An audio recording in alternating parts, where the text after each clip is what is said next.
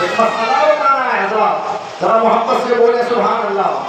آج کچھ لوگ کہتے ہیں کہ حج کرنے کے لیے، عمرہ کرنے کے لیے مدینہ جانے کی ضرورت کیا ہے؟ کیا مدینہ کے بغیر عمرہ نہیں ہو سکتا؟ کیا مدینہ جائے بغیر حج مکمل نہیں ہو سکتا؟ تو میرا کہنا ہے میاں، مدینہ جائے بغیر عمرہ تو مکمل ہو سکتا ہے، مدینہ جائے بغیر حج تو مکمل ہو سکتا ہے، مگر مدینے والے مصطفیٰ کے بغیر حضرت عمرہ قبول نہیں ہو سکتا ہے۔ حج عمرہ مدینے والے مصطفیٰ کے بغیر پورا نہیں ہو سکتا ہے۔ جبھی تو کسی شاعر نے کہا ہے کہ لوٹ کر آ گیا مکے سے مدینہ نہ گیا، لوٹ کر آ گیا مکے سے مدینہ نہ گیا، ارے جاتا بھی کیسے تجھے سرکار نے بلایا ہی نہیں ہے، تجھے سرکار نے بلایا نہیں ہے، تو جاتا بھی کیسے؟ یاد رکھو مدینہ کے بغیر حج تو ہو سکتا ہے، مگر مدینے والے مصطفیٰ کے بغیر حج ہو ہی نہیں سکتا، عمرہ مکمل ہو ہی نہیں سکتا۔ کیوں؟ بخاری شریف کی حدیث ہے، سرکار نے فرمایا خذوا عنی مناسککم، حج کے ارکان تمہیں مجھ سے سیکھنے پڑیں گے۔ سبحان اللہ، کیونکہ اللہ نے قرآن میں صرف حج کا حکم نہ دیا، عمرے کا حکم دیا، یہ طریقہ نہیں بتایا کہ حج کیا کیسے جاتا ہے، عمرہ ادا کیسے کیا جاتا ہے۔ سرکار فرماتے عمرہ کا طریقہ سیکھنا ہو تو مجھ سے سیکھنا ہوگا، حج کا طریقہ سیکھنا ہو تو میری بارگاہ میں آنا ہوگا۔ اس لیے ہم سنیوں کا عقیدہ ہے کہ وہ جو نہ تھے تو کچھ نہ تھا، وہ جو نہ ہو تو کچھ نہ ہو، جان ہے وہ جہان کی، جان ہے تو جہان ہے۔ سبحان اللہ سبحان اللہ، مصطفیٰ کے بغیر تو ایک عمل بھی مقبول نہیں ہو سکتا۔ کیوں؟ مصطفیٰ جو ہے جان ایمان ہے، جان ایمان ہے۔ اعلیٰ حضرت سرکار فرماتے اللہ کی سرتاب قدم شان ہے، یہ انسان نہیں، انسان وہ انسان ہے، یہ قرآن تو ایمان بتاتا ہے انہیں، اور ایمان یہ کہتا ہے کہ میری جان ہے۔ مصطفیٰ تو جان ایمان ہے۔ لاکھ آپ حج کر لو، دل میں اگر مصطفیٰ کی محبت نہیں ہے تو کوئی قبولیت کی سند نہیں ملے گی۔ ارکان آپ کو جہاں مکے میں ادا کرنا ہے، محنت آپ کو مکے میں کرنی ہے، اور مزدوری آپ کو مکے میں کرنی ہے، اور مزدوری لینی ہے تو مصطفیٰ کے بارگاہ میں جانا ہوگا۔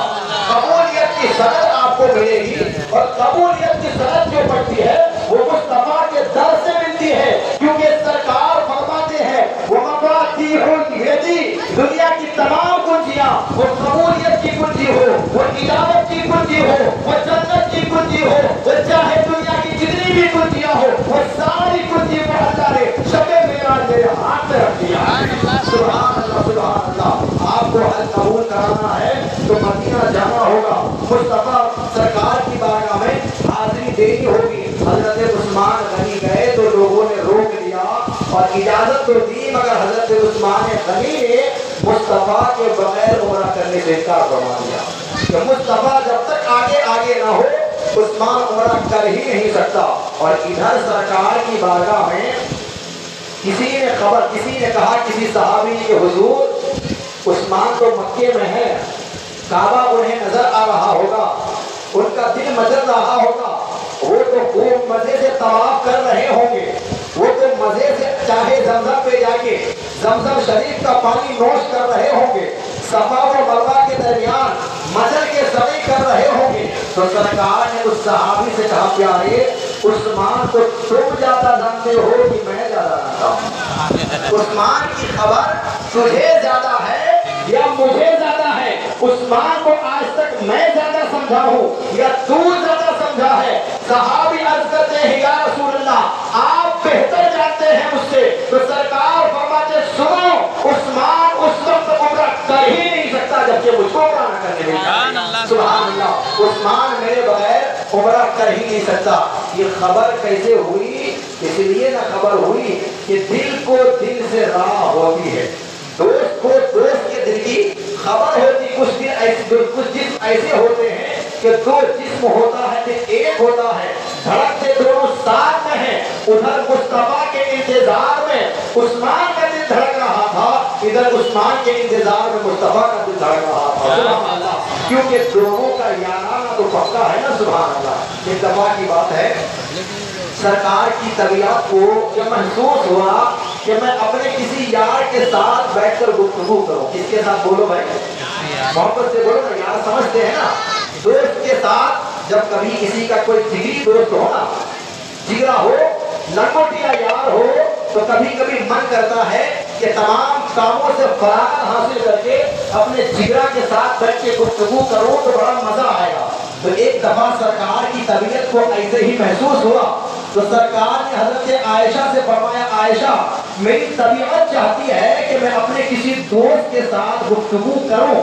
तो हजरत आयशा ने कहा, हुजूर अगर आपकी इजाजत हो तो आपके यार गार सिद्दीक़ अकबर को बुला देता हूं, मेरे वालिद मोहतरम है।